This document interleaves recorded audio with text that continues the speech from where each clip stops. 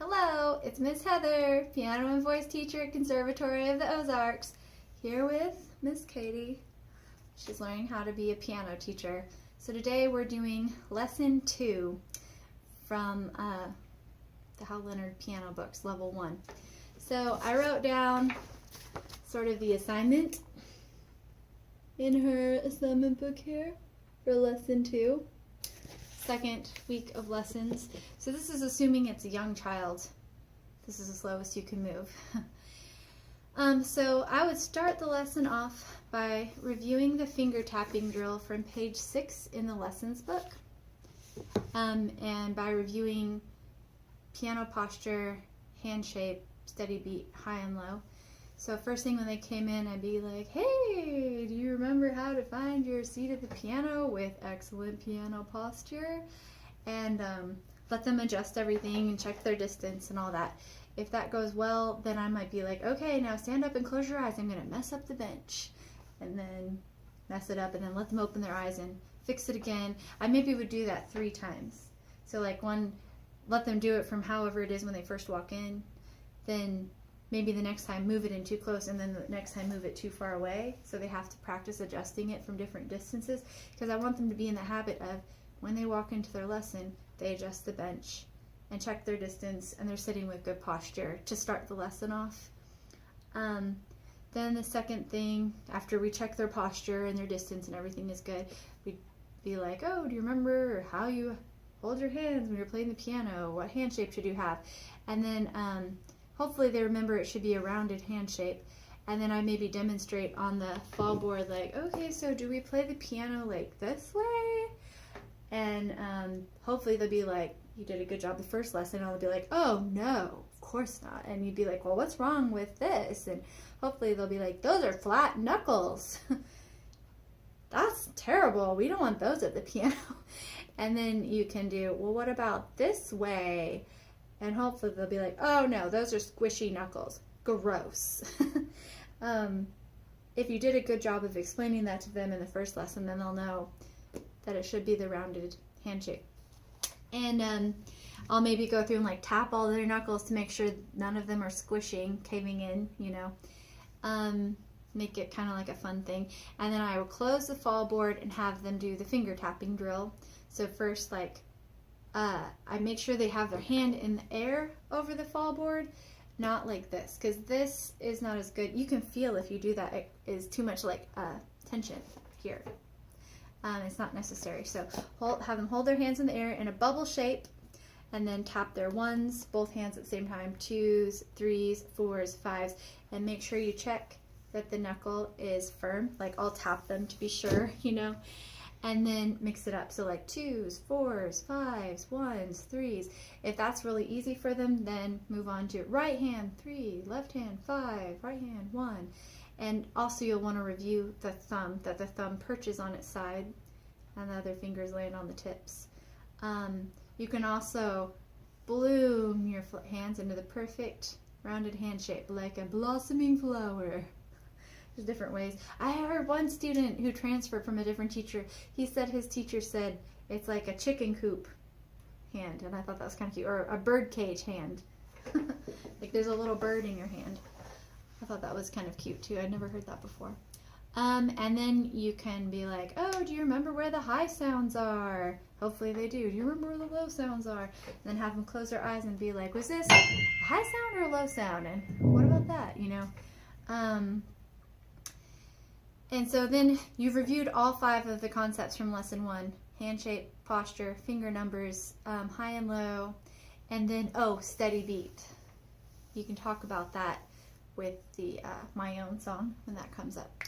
So then you can move on to 2 black keys. So I'll be like, if you look at the piano keys, do you notice anything about them? And if they don't notice anything, you can be like, well, do you notice like any colors? And hopefully they'll be like, oh, there's white keys and black keys. And then you can be like, oh, well, if you just look at the black keys, do you notice any patterns or anything about them?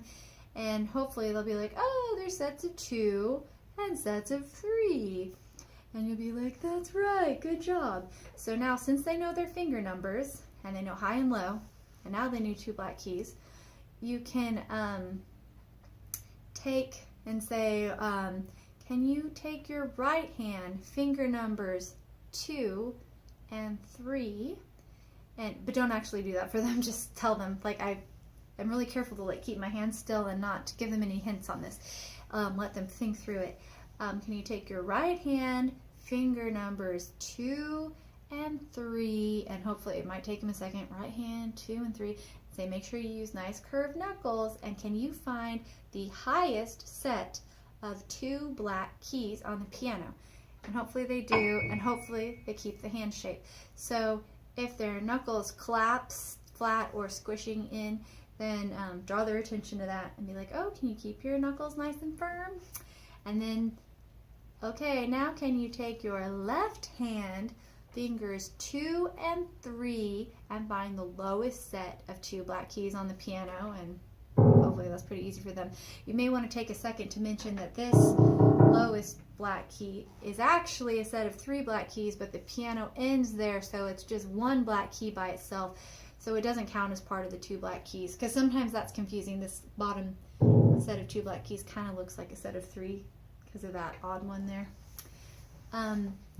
And then if it's a little kid and you feel like it's going to be complicated, you can close the fall board and be like, okay, now let's take our 2s and 3s from both hands and tap left, right, leapfrog, left, right, and practice that motion. And then at the top right hand comes back over the left and you leapfrog your way back down.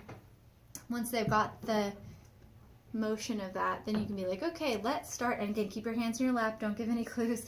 Say, let's take the left hand fingers 2 and 3 and find the lowest set of 2 black keys on the piano. Just put your hands on those keys and don't move.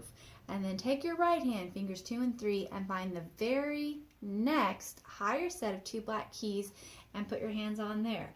And then let's try that leapfrog motion. Left, right, leapfrog up to the next higher set and go all the way up. And then leapfrog your way back down. So then you can start off the next lesson with, do you remember how to leapfrog your way on all the 2 black keys? And you can practice having them start up high or starting down low, so they can do it either way. And if that goes well, then you can do the 2 black keys leapfrog style. So have them brace this middle knuckle with their thumb, and I'm always like, it's a little pecking chicken. Peck, peck, peck. Cheep, cheep, cheep. You can make it like cute or funny or whatever for little kids, and have them practice going right, left, right, left, right, left, right, left, like that. And be like, okay, can you find the highest set of 2 black keys? And do some chicken pecking. And then can you find the lowest set? And do some chicken pecking. And then just have them like go all the way up and all the way down. It's just another way to find the 2 black keys, and it's a way to practice keeping this knuckle reinforced. Because if the middle knuckle and finger stay perfect, the rest of the fingers have an easier time following suit. It's the strongest one, so it's a good anchor for the rest of the hand. That alternating like this is really good practice for the first song, climbing up and climbing down, because that's exactly the motion for that song. And the leapfrog style is really good practice for grandfather's clock, because that's what you have to do with your hands for that. So that way, hopefully, the beginning of the technique they need for those songs is already in place. So when they come to the songs, you don't have to like fight that battle. And then, assuming that the child is, this is all new and they need plenty of reinforcement, I skip over climbing up and climbing down at first because it's kind of a hard song, really. And I go all the way to page 10, my own song on the 2 black keys. And here's where you can talk about remember your heartbeat and how music always has a steady beat, just like your heartbeat. I'm going to play this track for you now, and let's see if you can find the steady beat. And then just take your chicken pecking fingers or your leapfrog fingers, and you can play anything you want as long as you have a steady beat and you only play the 2 black keys. You can play high sounds or low sounds. You can play fast or slow, but you got to keep a steady beat with the pulse. And so you can count off with them, 1, 2, 3, 4, 5, 6, 7, 8, and then they can do whatever they want to do for this song. And that's where I would stop for the lesson book for that day. And then you can go on to the theory book, page 6. And I would talk them through this, but not actually mark it so they can do it when they get home. So you can be like, see this blackbird's on the fence? Can you find the sets of 2 blackbirds and point at them? And then here you have them find the sets of 2 black keys, and can you point at those? And then when you get home, can you draw a circle around those and color these black, you know? That way they'll know how to do their theory page. And you can also have them like review the fast and slow speed. You can have them tap it with a rhythm instrument or clap it with their hands. And actually having them do all of these exercises rather than me just like telling you about it. It'll take, I mean, I don't have trouble filling up the whole half hour with that much stuff. That usually is just about right, because I want to make sure that they really understand and it's really thorough. And also those first like couple lessons, you want to take like plenty of time to talk to the parents. So if they're going to be the kind of parents who are going to help their kids practice, they'll know what to do when they get home. And after the first few lessons, you'll get a feel for like, oh, they're not actually going to practice at home. So I probably don't need to take that much time to talk to the parents about it, because they're not going to do anything with it anyways. I might as well take the lesson time and work with the child myself. Or you'll realize, oh, they are going to practice at home and they're going to do exactly what I put on the list and how I say it. So you'll want to take the time to talk to them. You'll kind of get a feel for the family, you know, by like the second or third lesson.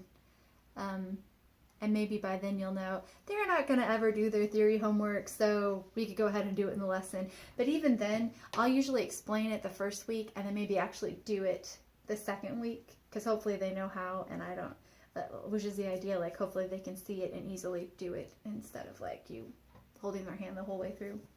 So, any questions? I think so. All right. Good job listening. Gold star. Thanks for watching, YouTube.